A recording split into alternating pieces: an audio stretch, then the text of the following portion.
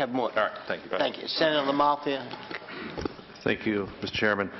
I guess to kind of start, we have a great panel. I appreciate all your thoughts and testimony here, but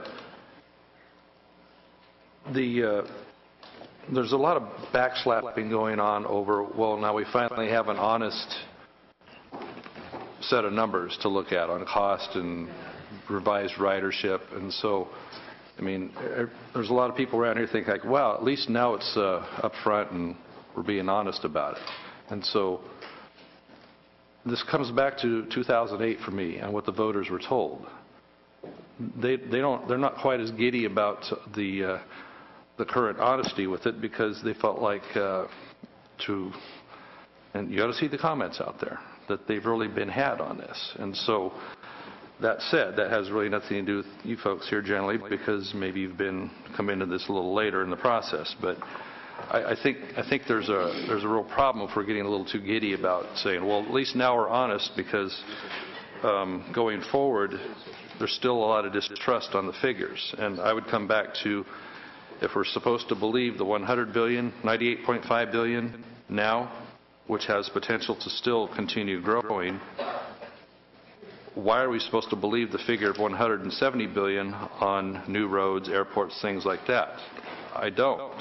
And then we can go to the aside there that when you're adding to a highway system, at least that is already augmenting something that's currently there and is readily accessible to the mode of transportation that 99% of people use, is automobiles.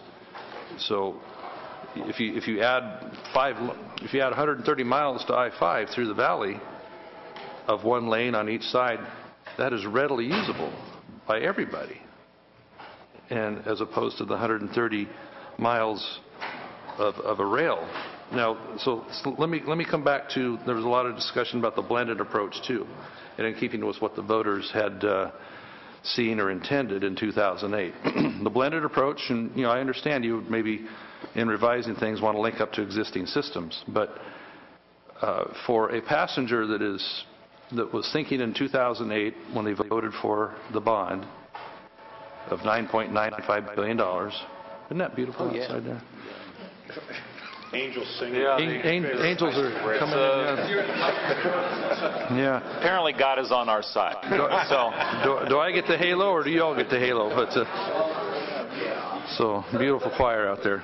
Well, but when the voters, were they looking at a blended approach when the voter in 2008 was thinking like, well, I can get from San Francisco to LA in 2 hours and 20 minutes. That voter, that taxpayer is looking now at, I'm going to have to take 3 different trains in order to accomplish that same goal. I have to switch trains twice, and there's got to be additional time involved in doing so. But when you take the train from San Francisco to wherever the crossing over point is in South San Jose, what have you, and then ride through the valley and then jump on LA Metro at Palmdale, I guess. And so there's wait times in each, there's the speed of the train there. I would like to and so speed it up a little.